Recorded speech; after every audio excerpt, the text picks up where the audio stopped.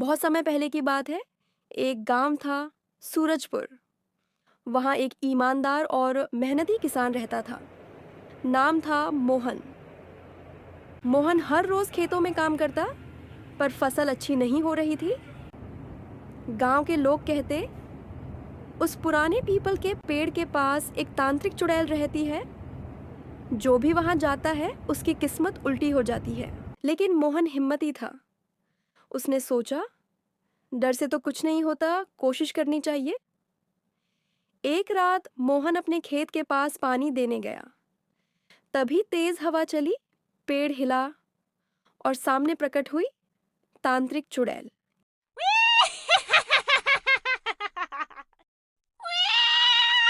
चुड़ैल का चेहरा काला, बाल बिखरे हुए और हाथ में एक चमचमाती छड़ी। चुड़ैल चीखी, किसान, तू मेरे जंगल में क्यों आया? अब तुझे सजा मिलेगी।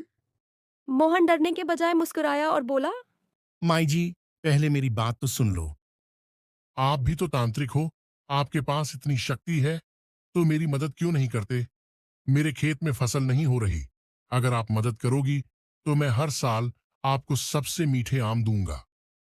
चुड़ैल ने सोचा, कितने साल हो गए मीठा आम नहीं खाया। उसका मन बदल गया। ठीक है किसान, मैं तुम्हारे खेत पर जादुई बारिश करूंगी, लेकिन शर्त है, मेहनत तुम्हें खुद करनी होगी। मैं सिर्फ शुरुआत कर सकती हूँ। चुड़ैल ने अपनी छड़ी घुमाई और जादुई बारिश बरसी। मोहन ने दिल लगाकर खेत जोता, बीज बोए, पानी दिया और कुछ महीनों में गांव में सबसे हरी भरी फसल मोहन के खेत में थी। गांव वाले दंग रह गए। अब हर साल मोहन चुड़ैल को सबसे मीठे आम देता था और चुड़ैल भी अब बुरी नहीं रही। वो जंगल में शांति से रहती थी। सूरजपुर गांव में अब खुशहाली थी। मोहन की मेहनत और चुड़ैल माई की मदद से हर साल खेतों में लहलहाती फसल होती थी। गांव वाले भी अब उस पुराने पीपल के पेड़ से नहीं डरते थे। लेकिन किसी को क्या पता था कि चुड़ैल माई की छाया में एक और पुरानी आत्मा बंद थी। एक दुष्ट तांत्रिक जो वर्षों से आज़ादी की तलाश में था। एक दिन जब चुड़ैल माई आम खाने जंगल में बैठी थी, उसी पीपल के पेड़ से एक स्याह धुआं निकला। मुक्ति! आखिरकार वो तांत्रिक आत्मा जाग चुकी थी। उसका नाम था भैरव तांत्रिक। वो पहले चुड़ैल माई का गुरु था, लेकिन अंधी ताकत के पीछे भागते भागते एक दिन खुद उसी पीपल के पेड़ में बंद हो गया। अब वो वापस आ गया था और उसे मोहन से सख्त नफरत थी। अगली रात गांव में अजीब घटनाएं होने लगी।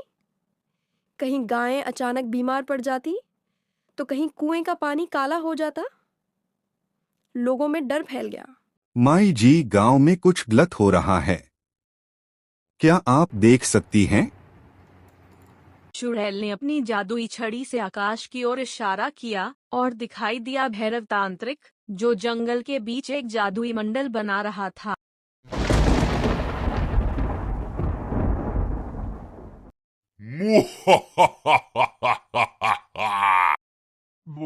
वो भैरव है। वो वापस आ गया। अब क्या करेंगे?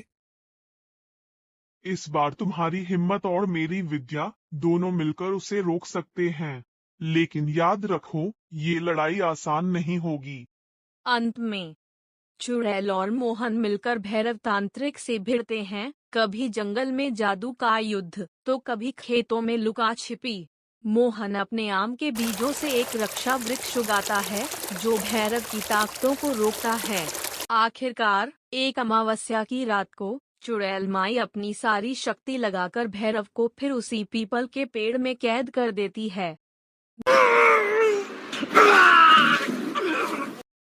गांव फिर से सुरक्षित हो जाता है, लेकिन इस बार चुड़ैल माई थक चुकी थी।